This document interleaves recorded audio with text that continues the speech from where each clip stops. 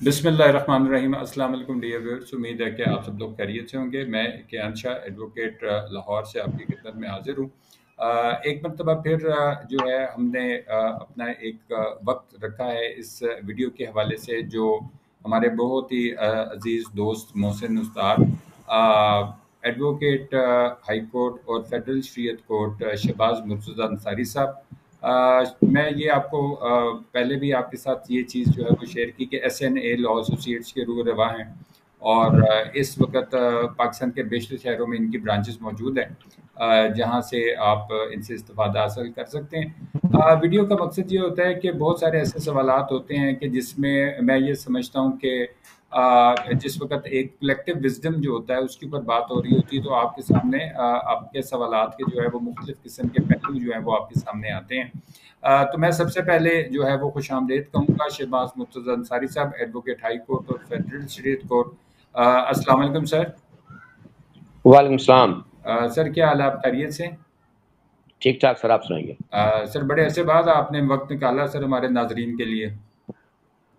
बस सर कुछ मसरूफियात में थी, तो कोशिश तो मेरी होती है, जनाब के साथ बड़ी अच्छी गुफ्तगू होती है और अच्छा प्रोग्राम होता है। तो आज इंशाल्लाह आइंदा मुस्तकिल सिलसिला रहेगा। चलें इंशाल्लाह जी। अच्छा सर, आज का मौजू जो है वो जैसे वीडियो के थंबनेल में भी है, और उसके अलावा ये भी मैं बताता चलूँ कि अगर आपके इस ज़िम्मन में कोई भी इस मौजू के साथ जिन चीज़ों को हम आज के इस मौजू में कवर करने जा रहे हैं, उसमें एक बहुत ही अब एक ट्रेंडिंग में आपको एक चीज़ दिखाई दे रही होगी मुख्तलिफ सोशल मीडिया वगैरह के हवाले से और अखबार और ये TV वगैरह में, कि आपने एक लफ्ज़ सुना हुआ है हनी ट्रैप का, और इसकी वजह से जो है वो जो मसाइल लोगों को सामना करना पड़ता है, और फिर वो उन चीज़ों को जो है वो उनको सुलझाना और उन चीज़ों से जो है वो सारे मामलात को जो है वो लेके चलना। तो उसके लिए जो है जो आज हमारा ये मौजू है, उसमें हम रहनुमाई हासिल करेंगे कि सबसे पहले जो आज की वीडियो में चीज़ें आप देखेंगे उसमें ये कि ये हनी ट्रैप क्या है, किस तरह होता है, कौन लोग करते हैं, उनके अहदाफ क्या होते हैं, मकासद क्या होते हैं, अगराज क्या होते हैं, ये तमाम चीज़ें इनके पहलुओं के ऊपर जो है आज हम एक मुख्तसर गुफ्तगू करेंगे। और आप अपने आप को और अपने प्यारों को इस चीज़ से कैसे महफूज रख सकते हैं, और इसकी जो कानूनी पेचीदगियाँ हैं, जो लीगल इम्प्लीकेशंस होती हैं वो क्या होती हैं, तो उसके लिए आज हम इस वीडियो का इसका मौजू का अहाता करेंगे। तो सर मैं सबसे पहले ये चाहूँगा कि हमारे नाजरीन को जो है वो थोड़ा सा आप इसके बारे में ब्रीफ करें, ये हनी ट्रैप का जो लफ्ज़ है और ये क्या चीज़ है, और ये इसकी जो ये इख्तरा वो कहाँ से आई और इसका क्या मतलब है? इसका सर हनी ट्रैप का बुनियादी मकसद यही है कि किसी जैसे कि आजकल कुछ लोग जो हैं कुछ खूबसूरत लड़कियों को फ्रंट पे लाकर लोगों को वर्गला कर अपने पास बुला लेते हैं, फिर उनको अगवा कर लेते हैं, फिर उनके नाम पर रकम मांगी जाती है। तो ये ज़्यादातर तो ये जो कच्चे के इलाके हैं, डाकू आपने जो राजनपुर का एरिया हो गया या आगे सिंध का कुछ एरिया है, कुछ पंजाब का एरिया है, वहाँ पर है। वहाँ पर मुख्तलिफ तरीकों से लोगों को फँसाया जाता है। उसमें लोगों को कुछ कोई अच्छी गाड़ी सस्ते दामों दिखाकर भी बुला लेते हैं, या फ़ेसबुक वगैरह के ज़रिए, या लड़कियों को फ्रंट पे लाकर उनको बुलवा लेते हैं लोगों को। तो इसे हनी ट्रैप कहा जाता है कि जब किसी खूबसूरत लड़की के ज़रिए कोई शख्स किसी को अगवा करे, धोखा दे। तो लेकिन ये अब चीज़ जो है शर्म भी आ गई है। बल्कि रिसेंटली इस वाक़ये के बाद जो खलील उमर कमर के साथ साहब के साथ पेश आया, मुल्तान के एक सीनियर डॉक्टर हैं जो CEO थे हेल्थ डिपार्टमेंट के, उनके साथ भी यही हुआ। वो खबर शायद आपने पढ़ी हो। तो उनको भी ऐसे ही एक लड़की ने कहा, जी मैंने अपने भाई को जॉब दिलवानी है, तो आप मेरे पास आ जाएँ। वो उसको जॉब देने के लिए उनके पास पहुँच गए, लड़की के पास। फिर उनको भी उनके साथ वही हुआ। उनको गाड़ी में वो कहते हैं कि लड़की बैठ गई, उसके 3 बंदे बैठ गए, मुझे बेहोश कर दिया।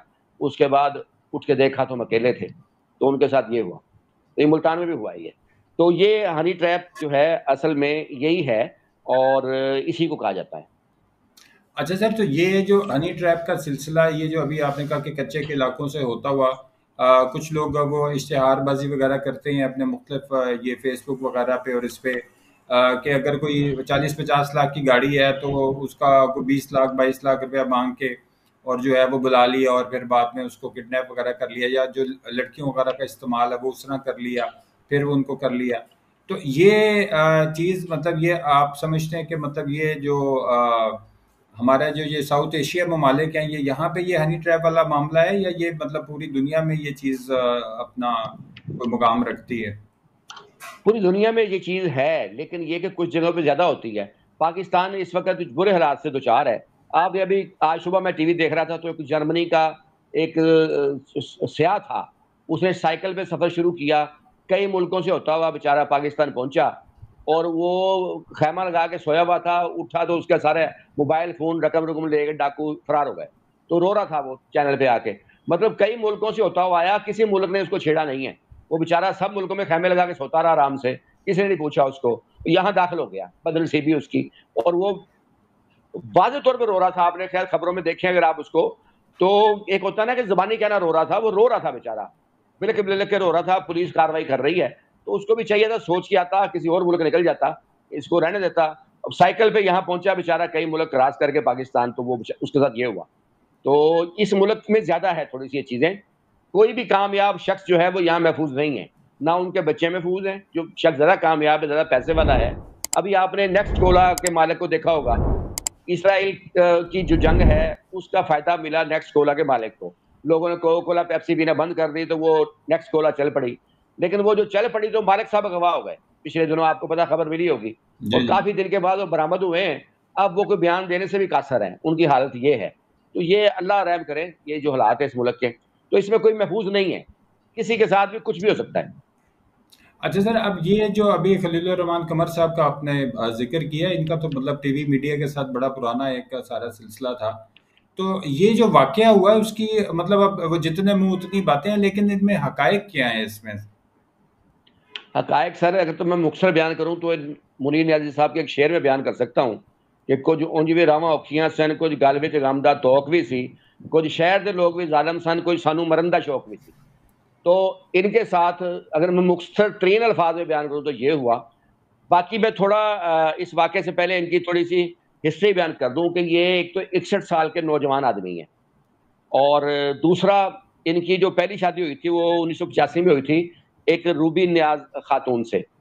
اچھا، اس کے بعد ایک ڈرامہ آیا تھا، اس کا نام تھا بوٹا فرام توبہ ٹیک سنگھ، 99 میں آیا تھا، بڑا مشہور ہوا تھا. اس میں ایک اداکار فیصل قریشی تھا، مطلب وہ ہیرو تھا. اس ڈرامے سے اسے عروج ہوا، تو وہ ڈرامے میں ہیرو فیصل قریشی تھا اور ڈرامہ بنانے والا تھے خلیل الرحمان قمر صاحب. اچھا، اس ڈرامے کے دوران ان کا فیصل قریشی کے صاحب کے گھرانے چلنا شروع ہو گیا. ظاہر ہے ان کے موسم تھے، انہوں نے اس کو ڈرامے میں لیا تو ڈرامہ ہٹ ہوا تھا. تو اس دوران فیصل قریشی صاحب کو پتہ نہیں چلا، ان کی سلام دعا ان کی وائف کے ساتھ ہو گئی کیونکہ آنا جانا لگا رہتا تھا. تو اینڈ اس معاملے کا یہ ہوا کہ فیصل قریشی کو بیوی کو طلاق دینی پڑی، اور خلیل الرحمان قمر نے اسی کی بیوی سے شادی کی. تو اس کی بیوی جو ہے اس کا نام ہے رزینہ قریشی، یعنی یہ پہلے فیصل قریشی کی بیوی تھی بوٹا فرام توبہ ٹیک سنگھ سے پہلے. لیکن بوٹا فرام توبہ ٹیک سنگھ کے ڈرامے کے جو ختم ہوا ہے اس کے بعد وہ بیوی بن گئی اس ڈرامے کے جو رائٹر تھے خلیل الرحمان قمر صاحب. فیصل قریشی نے اس بات کو اچھالا تو نہیں ہے، لیکن بعد میں ان کی جو بچی ہے اس کی شادی بھی ہوئی ہے تو وہ اس میں شامل نہیں ہوئے. اچھا، ایک تو یہ ہے. دوسرا ایک ان کا ڈرامہ آیا تھا میرے پاس تم ہو، وہ آپ نے بھی شاید دیکھا ہو، بڑا پاپولر ہوا تھا. انفیکٹ مجھے یہ لگتا ہے کہ یہ انہوں نے اپنی سٹوری بیان کی تھی. اس ڈرامے میں جو کردار عدنان صدیقی صاحب کا تھا وہ خلیل الرحمان قمر صاحب کا تھا انفیکٹ یہ فیصل قریشی صاحب کے معاملے میں. اور جو کردار عائزہ خان کا تھا وہ فیصل قریشی کی جو وائف ہے رزینہ قریشی ان کا تھا. اور جو کردار ہمایوں سعید صاحب کا تھا وہ انفیکٹ فیصل قریشی کا کردار تھا. تو یہ جو سٹوری تھی نا میرے پاس تم ہو، یہ انفیکٹ وہی سٹوری تھی جو اصل میں ہوئی تھی خلیل الرحمان قمر صاحب کے ساتھ، فیصل قریشی کے ساتھ. اچھا، دوسری بات اس میں ایک ڈائلاگ آپ کو یاد ہوگا جو بڑا مشہور ہوا تھا کہ اگر بیوی ہاتھ چھڑا کر جانا چاہے تو اسے روکنا نہیں چاہیے کیونکہ وہ ہاتھ چھڑانے سے بہت پہلے جا چکی ہوتی ہے. تو یہ ان کا ڈائلاگ تھا اور وہ انفیکٹ ان کی سٹوری پہ آتا ہے. اچھا، اب آ جاتے ہیں اس وقوعے پہ. میں نے کچھ عرصہ پہلے ایک بات کسی کی پڑھی تھی، وہ مجھے اب دوبارہ یاد آئی جب یہ واقعہ میں نے دیکھا. اس میں نے کہا تھا کہ ہر انسان کے 3 چہرے ہوتے ہیں.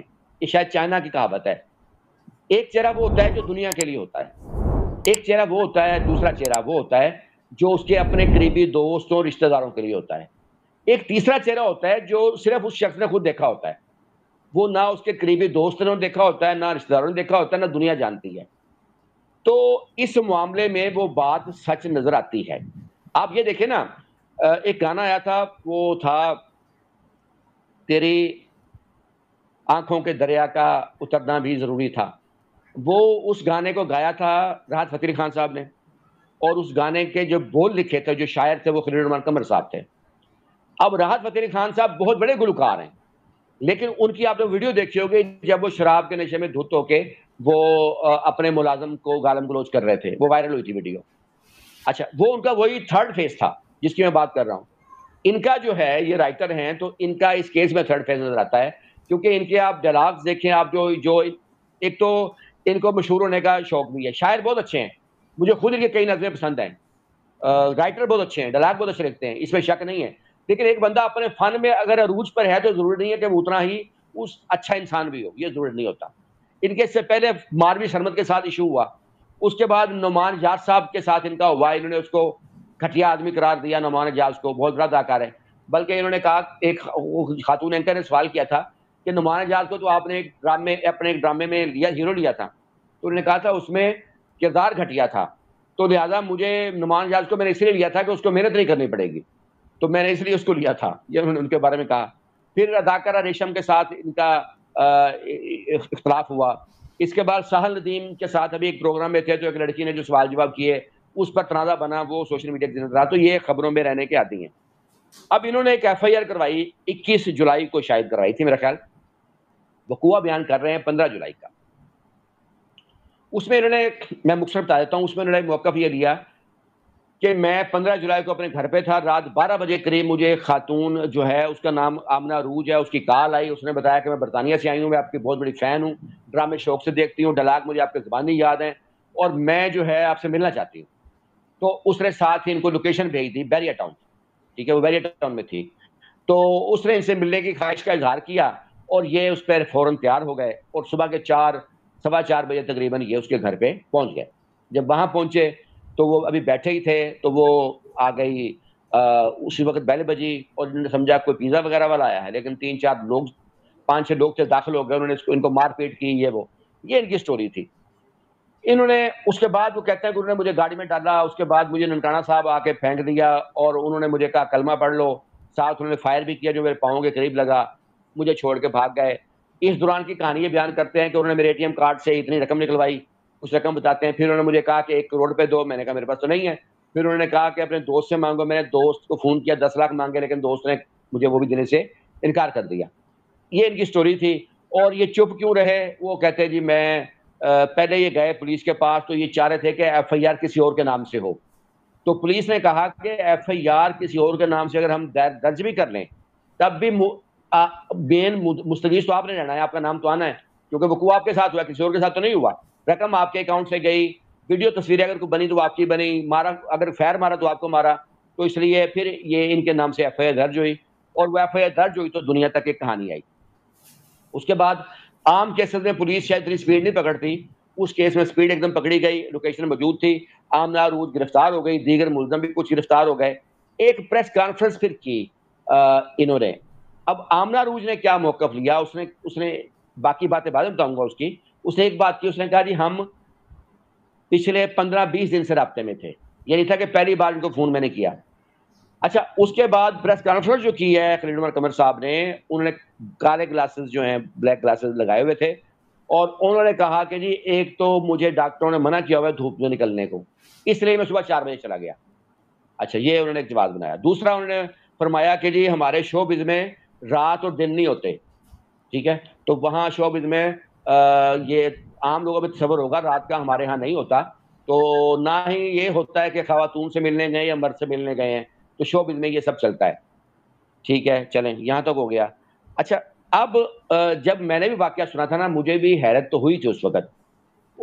ایک بات انہوں نے تسلیم کر دی اس پریس کانفرنس کے میں کہ وہ 15 دن سے رابطے میں تھے، یہ بات تسلیم کی.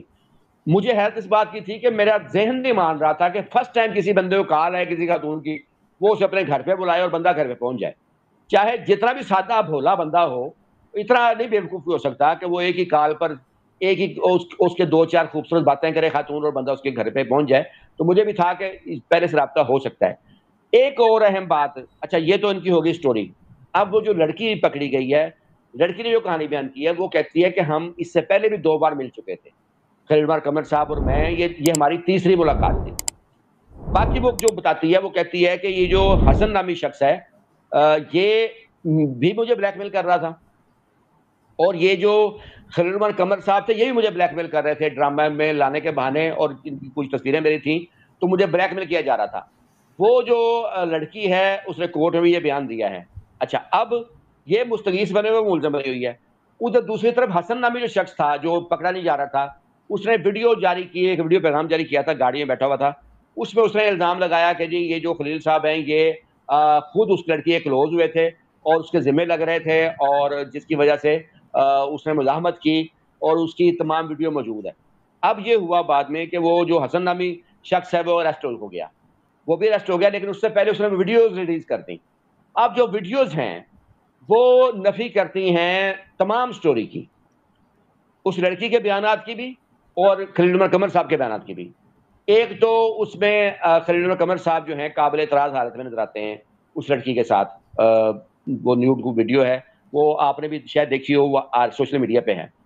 دوسری ایک اور ویڈیو بڑی اہم آئی ہے، اس میں وہ لڑکی جو ہے اور وہ کچھ لوگ ہیں، وہ خلیل عمر قمر صاحب کو جب بلایا گیا تھا تو اس سے پہلے بیٹھے کیمرے فٹ کر رہے ہیں، ڈائریکشن دی جا رہی ہے کہ جی میں اس جگہ بیٹھوں گی، خلیل صاحب اس جگہ بیٹھیں گے، کیمرہ اس جگہ لگائیں اور خفیہ لگائیں، وہ ان کو نظر نہیں آنا چاہیے، کیمرہ ادھر لگائیں۔ یعنی وہ لڑکی جو معصوم بن رہی ہے کہ جی مجھے کچھ نہیں پتا اور مجھے دونوں بلیک میل کر رہے تھے، وہ بڑے اطمینان کے ساتھ وہ کیمرے فٹ کروا رہی ہے۔ اچھا اگلی دلچسپ بات سنیں، اس لڑکی سے پوچھا کہ حسن کیا لگتا تھا آپ کا، تو اس نے کہا وہ میرا منہ بولا بھائی تھا۔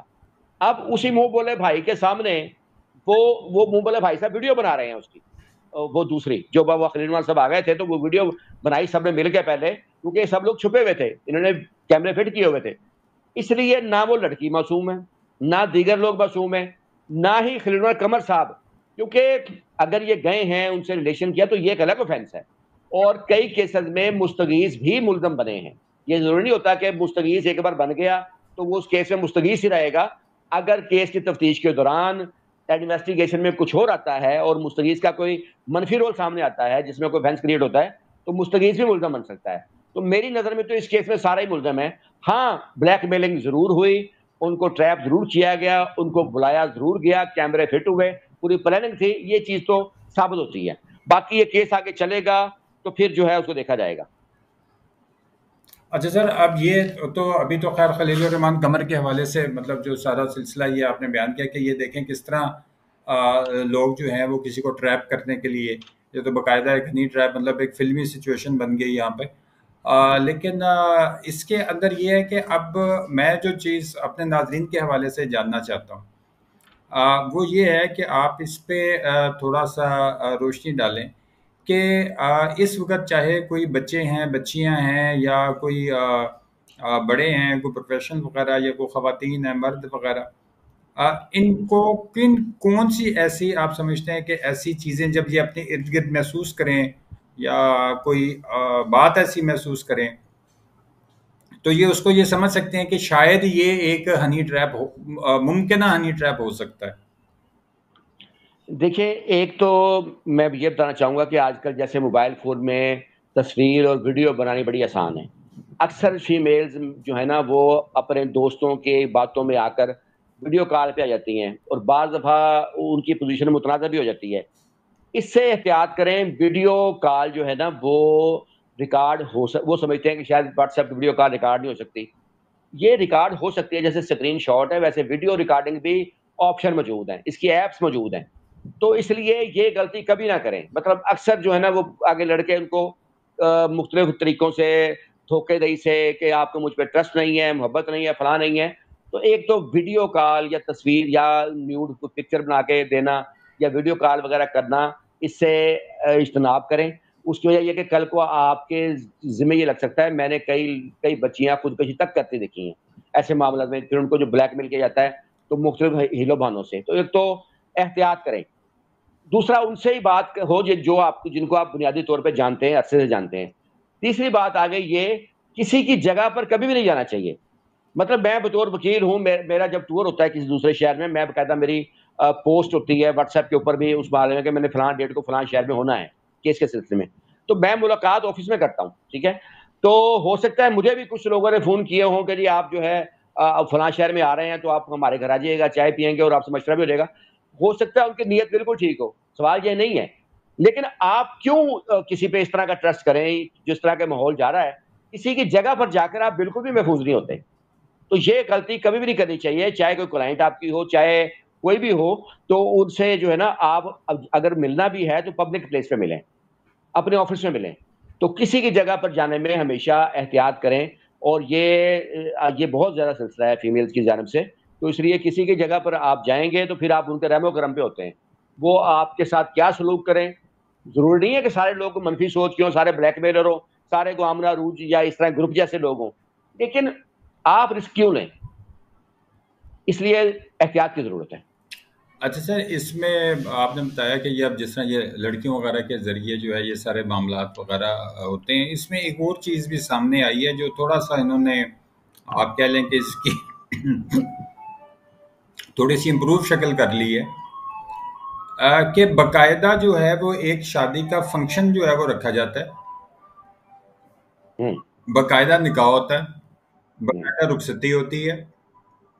سارا کچھ ہو جانے کے بعد وہ لڑکی جو ہے وہ وہاں پہ جاتی ہے, اور جانے کے بعد جو اس نے پہلے سے انہوں نے سوچ سمجھ رکھا ہوتا ہے, وہ اس میں ماں باپ بھی جو ہیں وہ بھی جعلی ہوتے ہیں, بہن بھائی بھی جعلی ہوتے ہیں, کزن بھی جعلی, وہ پوری تقریب ہی جعلی ہوتی ہے. اور وہ اس کے بعد جب وہ لڑکی جاتی ہے اور وہاں سے وہ پھر ایک دن جو ہے وہ سارا کچھ انتظام وغیرہ کر کے اور وہ پھر روپوش ہو جاتی ہے, اس کا کوئی پتہ نہیں چلتا. اور مجھے کئی دفعہ اس طرح کے کئی دفعہ فون آتے ہیں کہ وہ جو مطلب شوہر وغیرہ حضرات جو ہوتے ہیں کہ جی اس طرح ہو گیا, ہمیں تو سمجھ ہی نہیں آ رہی, نہ اس کا گھر مل رہا ہے, کیونکہ جہاں گھر پہ گئے تھے وہ تو کوئی رینٹڈ ہاؤس تھا, اور نمبر ان کے سارے بند ہو چکے ہوئے ہیں, ماں باپ کا اتا پتہ کوئی نہیں ہے, اور ہمارا تو وہ بھی چلا گیا, سونا بھی چلا گیا, اور جو بھی ویلیوبلز آپ کہہ سکتے ہیں. تو یہ بھی آج کل ایک اس کو بھی مطلب کہ ہنی ٹریپ کی اس میں ہم مطلب کہیں گے, اس کو بھی ہنی ٹریپ کہہ لیں, لیکن اس میں سیدھی سی بات ہے کہ جہاں رشتہ کریں کم از کم اس کے دائیں بائیں کے لوگوں کا علم ہونا چاہیے آپ کو, اس کے لڑکی کے چچے مامے تائے کدھر رہتے ہیں, فیملی کون ہے, آپ ان کو جانتے ہو رشتہ کریں نا. ایسے تو نہیں کہ ایک فیملی ہے خالی اور آپ سے آفر ہوئی اور آپ نے رشتہ کر لیا, تو یہ تو آپ کی غلطی ہے. دیکھیں آپ جب بھی پھنستے ہیں اپنی بے وقوفی کی وجہ سے پھنستے ہیں, ایسے نہیں پھنستے. ایک جگہ آپ رشتہ کر رہے ہیں, آپ کا ذمہ داری ہے ہم سایوں سے پتہ کریں یہ کون لوگ ہیں, اور دوسرا جو رشتہ کروا رہا ہے اگر کوئی, اس کو ذاتی طور پہ ان کا علم ہونا چاہیے. ان کے آخر ہر فیملی کے لڑکی کی ماں کے رشتہ دار ہوتے ہیں, لڑکے کے باپ کے رشتہ دار ہوتے ہیں, کہاں ہیں وہ, کدھر ہیں, سب کی معلومات لے کے پھر اس کے بعد ہی آگے بڑھنا چاہیے نا, ایسے تو نہیں کرنا چاہیے. اس میں سر جو واقعات میرے سامنے آئے ہیں اس میں کچھ خواتین کے ساتھ جن کے ساتھ یہ معاملہ ہوا, کچھ مرد جو حضرات ہیں ان کے ساتھ, اب اس میں اب میں یہ دونوں کی طرف سے آپ کو بتا دیتا ہوں کہ ملاقات ہوئی اور انہوں نے کہا جی وہ لڑکی چونکہ جو ہے نا امریکہ میں نوکری کرتی ہے تو 15 دن کے لیے آئی ہوئی ہے یہاں پہ, تو اس کے ماں باپ یہاں پہ تھے, تو انہوں نے کہا چلو بچی اب تم آئی ہو تو تمہاری شادی کر دیتے ہیں. اور لڑکی والے کیس میں یہ ہوتا ہے کہ لڑکا جاپان میں ہوتا ہے, وہ یہاں کاروبار کے سلسلے میں تھا, آیا ہوا تھا, تو والدین تو فوت ہو گئے تھے, صرف ایک ماموں ہیں یہاں پہ, تو انہوں نے کہا بیٹا میری آنکھیں کب بند ہو جائیں تم شادی کر لو.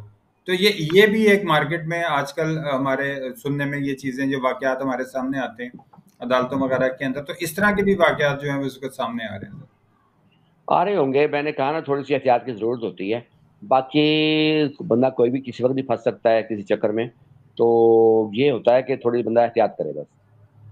اچھا سر, یہ جو ہنی ٹریپ والا ایک تو معاملہ آپ نے بتایا کہ چلے جی وہ مار پیٹ کے جو پیسہ وغیرہ لوٹ لیتے ہیں, یہ تو ایک تو یہاں پہ یہ چیز ختم ہو گئی, لیکن کوئی ایسا بھی ہنی ٹریپ جس کے اندر یہ پھر ایک سلسلہ چلتا ہی رہتا ہے, یا یہ بس یہ ون ٹائم ایپیسوڈ ہوتا ہے جو ہو کے ختم ہو جاتا ہے؟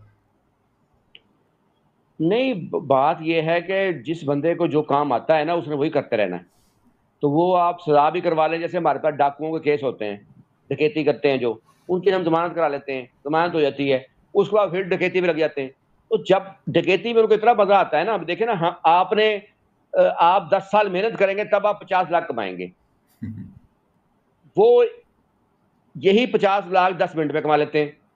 تو وہ میں نے دیکھا کہ ڈاکو جب تک یہ مقابلے وغیرہ میں مارے نہ جائیں یا کسی اور حادثے میں نہ مر جائیں، یہ اپنا کام نہیں چھوڑتے، یہ جاتے رہتے ہیں جیل، ان کا جیل آنا جانا لگا رہتا ہے. تو اس طرح جس بندے نے فراڈ کرنا ہے وہ فراڈ کرتے رہتے ہیں، کیونکہ ان کو کام ہی یہی آتا ہے. تو بلکہ ایک بڑا مجھے کسی کا خوبصورت سا شعر یاد آ رہا ہے کہ تم سے ایک بات میں پوچھوں، اگر تم برا نہ مانو، جو عشق ہم سے سیکھا تھا وہ تم اب کس سے کرتے ہو. مطلب تھا کہ ایک کام جب بندہ سیکھ جاتا ہے نا وہ کرتا ہے. ایک بندے کو گاڑی ڈرائیو آ گئی نا تو اس کی گاڑی بک بھی جائے گی نا، اس نے گاڑی ڈرائیو پھر بھی کرنی ہے، کسی یار دوست کی چلا لے گا. تو اس لیے جو اس بندے کا جو کام ہوتا ہے نا، کم دیکھا ہے میں نے کہ کوئی بندہ اپنی بنیاد سے ہٹ گیا ہو، کیونکہ کچھ لوگوں کے بنیادوں میں مسئلہ ہوتا ہے. تو ہاں عمر کیا سزا ہو گئی، ایک اسی کیس میں کسی کو ہو جائے، وہ باہر ہی نہیں آئے گا، بڑھاپا آ جائے گا اس کا، تو وہ الگ بات ہے. ادروائز جو ہے نا وہ جو لوگ اس چیز کے عادی ہوتے ہیں تو وہ کرتے رہتے ہیں.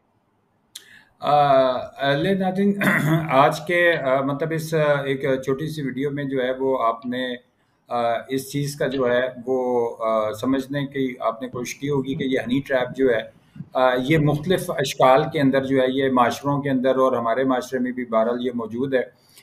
اس میں نقدی زیور وغیرہ یہ اس طرح کی چیزیں یا کسی کو بلیک میل کرنا اور پیسے وغیرہ اس سے لے لینا، یہ چیزیں شامل ہیں.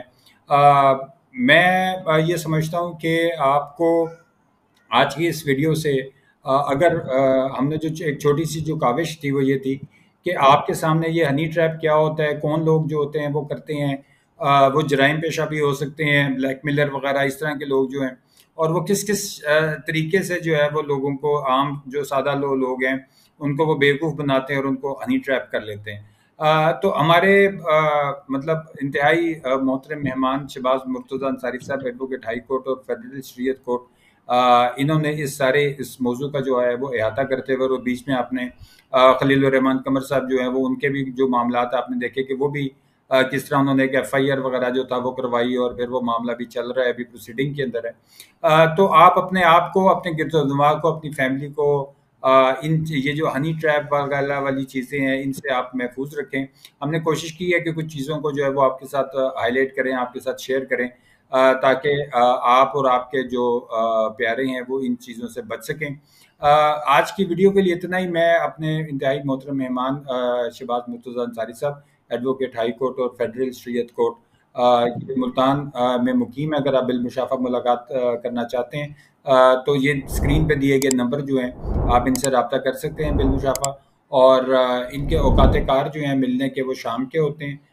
فون کے اوپر آپ ان سے اپوائنٹمنٹ لے سکتے ہیں، اور یہی ان کا جو نمبر ہے وہ واٹس ایپ پہ بھی موجود ہے. اس وقت پاکستان کے بیشتر شہروں میں ان کی برانچز موجود ہیں، اور یہ وہاں پہ اپنے جو کلائنٹس ہیں ان کے کیسز وغیرہ جو ہیں ان کو دیکھتے ہیں اور لک آفٹر کرتے ہیں. میں شکریہ ادا کروں گا سر. تھینک یو ویری مچ سر، آج آپ نے ہمارے لیے وقت نکالا. اگلے ایپیسوڈ کے لیے ہمارے پاس کچھ قانونی سوالات ہیں جو مختلف لوگ ہیں انہوں نے ہم سے مطلب جس بارے میں ذکر کیا، جس میں شادی ہے، طلاق ہے، وراثت ہے، خاص طور پہ تملیغ، ہبہ وغیرہ. تو ہم دوبارہ آپ سے انشاءاللہ ٹائم لے کے تو اپنے ان قانونی سوالات کے حوالے سے جو ہے وہ گفتگو کریں گے کہ جس میں آپ ان موضوعات کا جو ہے وہ احاطہ کریں. Welcome sir. آخر میں ٹھیک، اگر اس ویڈیو کے آخر میں اگر آپ ہمارے ناظرین کے لیے کوئی پیغام دینا چاہیں تو وہ برائے مہربانی دیجیے گا. پیغام یہی ہے کہ زندگی میں تھوڑی احتیاط کے ساتھ چلیں. اگر آپ کامیاب ہیں، کامیاب شخص ہیں اپنی لائف میں، تو پھر بلائیں آپ کے پیچھے پڑی رہیں گی، اور کچھ لوگ بھی آپ کے، ہو سکتا ہے کہ کچھ لوگوں کے بھی آپ نظر میں ہوں. تو اس لیے احتیاط کی ضرورت ہوتی ہے. احتیاط کے ساتھ تھوڑا چلیں. Thank you. جی ٹھیک ہے. لے ناظرین، انشاءاللہ اگلی ویڈیو میں آپ سے ملاقات ہوتی ہے. اگر آپ کے کوئی بھی سوالات اس حوالے سے ہوں تو آپ نیچے کمنٹ سیکشن میں سوالات پوچھ سکتے ہیں. اپنی رائے کا اظہار ضرور کیجیے گا نیچے کمنٹ سیکشن میں، اور ویڈیو پسند آئے تو لائک اور شیئر کر دیجیے گا. اپنے گرد و نواح کا اور اپنے چینل کا خیال رکھیے گا. Thank you very much. اللہ حافظ.